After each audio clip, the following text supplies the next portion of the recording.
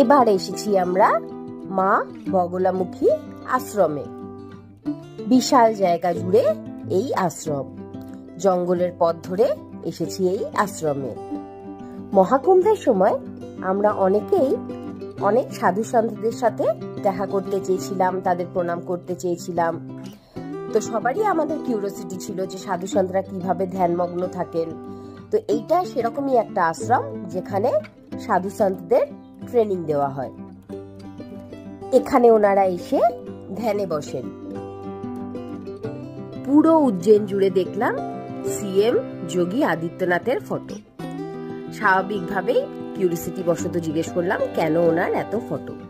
তখন জানতে পারলাম যে গোরখনাথ কমিউনিটির যারা সাধু সন্ত ওনারা বেশিরভাগই সবাই এই বগলামুখী আশ্রমে তপস্যা করেছেন। এই আশ্রমের হেড এখন শ্রী রামনাথ মহারাজ। ওনার শিষ্যরা এখানে আসেন, উনি এখন এখানে ট্রেনিং দেন। এটা ওনার ঘর, এখানে উনি তপস্যা করেন। চলো ঘুরে দেখি ওনার আশ্রমটা।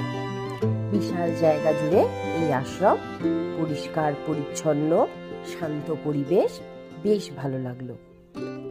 ঘুরে দেখিনি কি কি মন্দির আছে। প্রথমেই এলাম মা দুর্গার মন্দিরে। আগে মা দুর্গাকে প্রণাম করে নিই, তারপর বাকি আশ্রমটা ঘুরে দেখব। এবার যাচ্ছি আমরা খাটু শ্যামজির মন্দিরে। খাটু শ্যামজি হলেন বর্বরিকের অবতার, যিনি মহাভারতের ভীমপুত্র ঘটোৎকচ এবং নাগরাজ বাসুকীর কন্যা মৌরবীর সন্তান। তাকে কলিযুগের দেবতা বা কলিযুগের শ্রীকৃষ্ণ হিসেবেও পুজো করা হয়। তিনি ভক্তদের সাহস, ভক্তি ও সত্যের পথে চলার আশীর্বাদ দেন। শ্যাম নামটি তাকে দিয়েছেন ভগবান শ্রীকৃষ্ণ, যিনি আশীর্বাদ করেছিলেন কলিযুগে তুমি আমার নামেই পূজিত হবে, আর যে ভক্ত তোমার নাম ভক্তি ভরে উচ্চারণ করবে তার সকল মনোবাসনা পূর্ণ হবে। চারিপাশে আরো অনেক মন্দির আছে, সংকটমোচন মন্দির, শ্রী কাল ভৈরব মন্দির। ছোট ছোট মন্দিরগুলোতে ঘুরে ঘুরে প্রণাম করে নিলাম। ইনি হচ্ছেন বাবা গোরখনাথ। চলো এবার ঢুকি মহাদেবের মেন মন্দিরে। গোরখনাথ কমিউনিটির যত সাধু সন্ত এখানে তপস্যা করে মোক্ষ লাভ করেছে সবার মূর্তি দেওয়ালে দেওয়ালে বানানো আছে। সাল সমেত তাদের হিস্ট্রি দেওয়ালে দেওয়ালে লেখা আছে।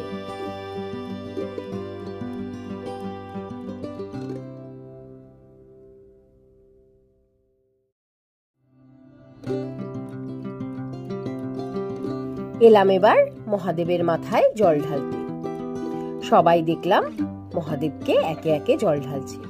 আমরাও লাইনে দাঁড়ালাম মহাদেবের মাথায় জল দেওয়ার জন্য। সব জায়গায় আমরা শিবলিঙ্গ দেখি কালো রঙের, এখানে শিবলিঙ্গ সাদা স্ফটিক পাথরের, ভীষণ ঠান্ডা, একেবারে বরফের মতো। হঠাৎ যেন মন বলে উঠল, এক নজরে যেন অমরনাথ দর্শন হয়ে গেল। সুজয় আর ভাইও মহাদেবের মাথায় জল ঢেলে নিজেদের মনস্কামনা ভগবানের চরণে জানালো। এবার আমরা মন্দিরের উপরে যাচ্ছি মা বগলামুখীর দর্শন করতে। মান্যতা অনুযায়ী মা বগলামুখী মা দুর্গার উগ্র রূপ। ওনাকে পুজো করা হয় যাতে শত্রুপক্ষ, বাদ বিবাদ সবার থেকে নিষ্কৃতি পাওয়া যায়। জয় মা বগলামুখী 10 মহাবিদ্যার এক মহাশক্তিশালী রূপ। স্তম্ভন শক্তির অধিষ্ঠাত্রী দেবী মা বগলামুখী।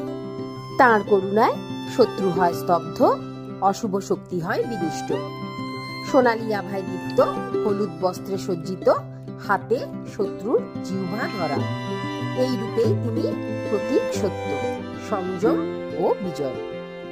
যিনি ভক্তের মুখে দেন বাক শক্তি, মনে দেন স্থিরতা, আর জীবনে দেন অজেয় শক্তি। আজও যিনি রক্ষা করেন তার ভক্তদের সমস্ত বিপদ থেকে। মা বগলামুখীর দর্শন করে এবার এসছি আমরা মা কালীর দর্শন করতে। প্রত্যেকটি দেবী শক্তির প্রতীক, তাই জন্য এই আশ্রমে সমস্ত সেই দেবদেবতাকে রাখা হয়েছে যারা শক্তির প্রতীক। সাধু সন্তরা এখানে ধ্যান করেন। হয়ে গেছে আমাদের মা বগলামুখী আশ্রম ঘোরা। চেষ্টা করেছি সমস্ত কিছু এই আশ্রমে তোমাদের কাছে তুলে ধরা। এখান থেকে আমরা এবার যাব আর একটা জায়গা, সঙ্গে তোমাদেরকেও নিয়ে যাব। এই ভিডিওটা বড় হয়ে যাচ্ছে, তাই জন্য এই ভিডিওটা এখানেই শেষ করছি। সঙ্গে থেকো আর দেখতে থেকো আমাদের উজ্জয়ন পরিক্রমা। চেষ্টা করব সমস্ত রকম উজ্জয়নের ইনফরমেশন তোমাদেরকে ভিডিওগুলির মাধ্যমে দেওয়া। টাটা।